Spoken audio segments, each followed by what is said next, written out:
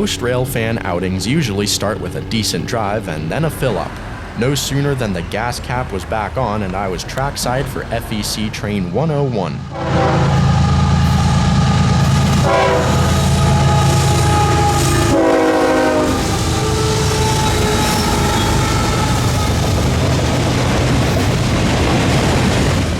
I caught the hot shot with seconds to spare at Control Point Sunbeam, the first one heading south on the railroad's main line. Sunbeam is where FEC trackage singles up, with the yard lead to the railroad's Bowdoin yard in South Jacksonville merging onto the main line.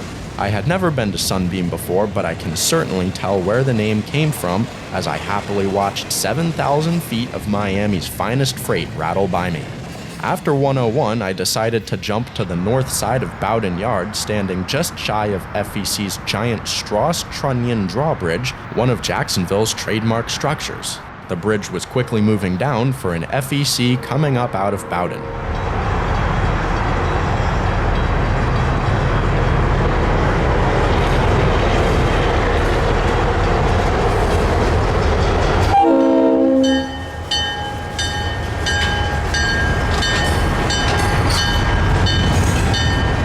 Both CSX and NS have significant interchanges with FEC, but their yards are all three separated.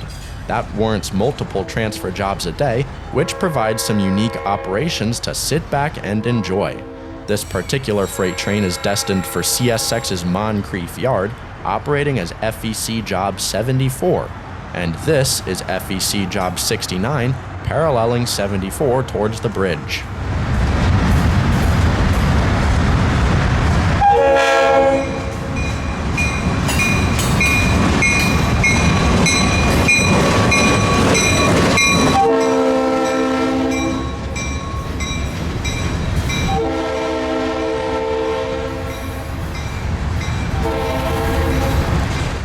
The floodgates had quite literally opened for the FEC as the railroad simultaneously sent two transfer jobs to CSX and NS respectively. This was only my second train race I had ever seen, and let alone on the FEC, a railroad which is very predominantly single-tracked. Following the tandem transfers was Norfolk Southern 23N, a daily intermodal train to Memphis, Tennessee. 23N turns into Union Pacific IMEMN to Marion, Arkansas, which hosts a large intermodal terminal on the other side of the Mississippi River from Memphis.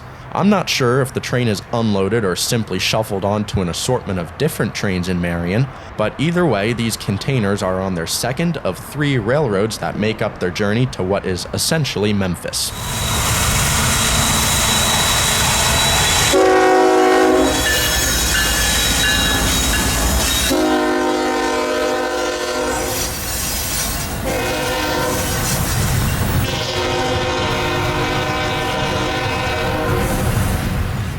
Being that this is FEC trackage, this isn't technically 23N just yet.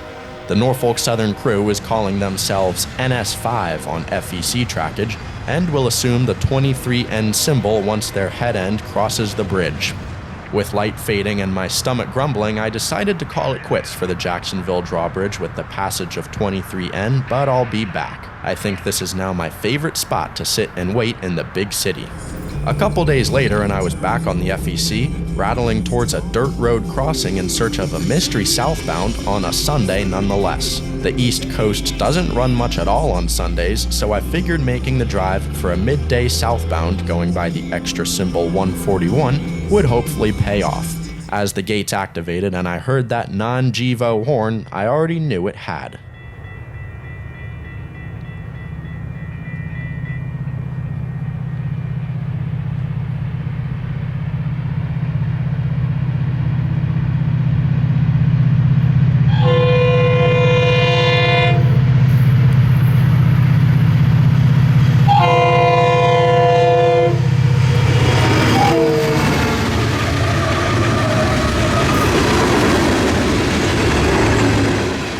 What a train.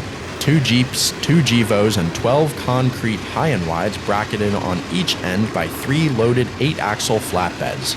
In fact, the whole train was made up of 8 axles and was easily the most obscure consist I had ever seen. Of course I had to chase 141, and quickly split from Favaretto once it had cleared. FEC is an absurdly fast railroad, and it took about 25 minutes of driving down I-95 to get in front of 141 by New Smyrna, and that's only because they were slowing in order to pull off onto the pass track. Even then, I only had 2 or 3 minutes to spare.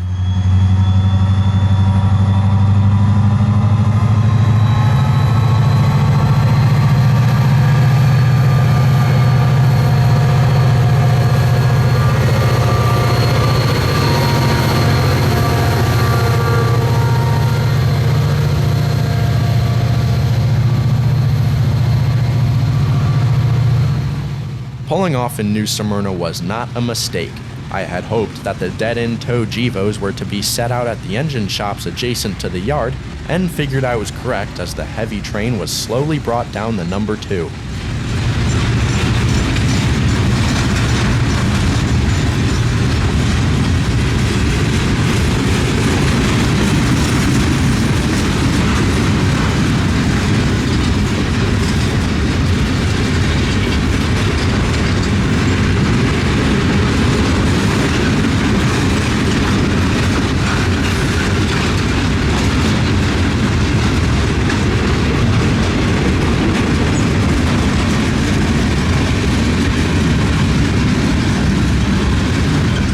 Once 141 had crept by me, I quickly made my way to the south end of the yard, where I had just enough time before the crew cut off from the train.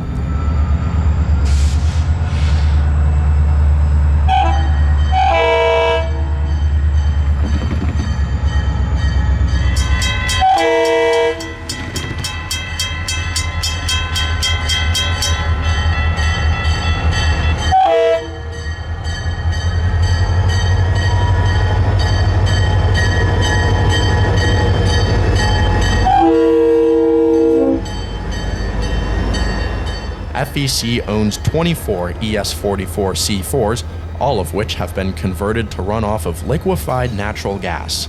I think it's impressive that a Class 2 railroad is headlining a move to a more sustainable fuel source, although I will admit that Gevos can get monotonous no matter the railroad. With FEC, it's all about searching out oddball movements like this Sunday 141, because the railroad generally assigns EMDs as their power. Furthermore, it's not too often that 2 Jeeps are leading 2 Gevos no matter where you go, so I was pretty happy, as I usually am on the FEC.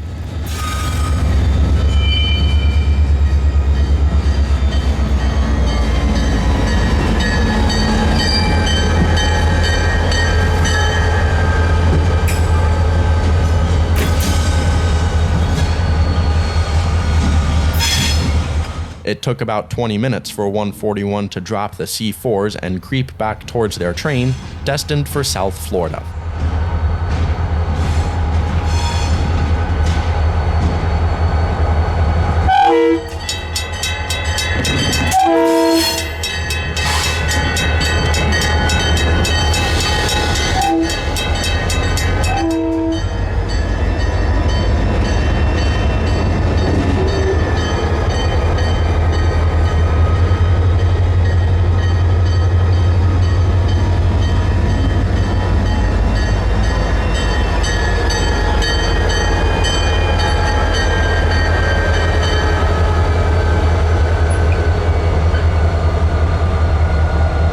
As I've mentioned before, FEC is a straight-lined and extremely fast railroad, so chases are pretty hard, especially in a 23-year-old Jeep.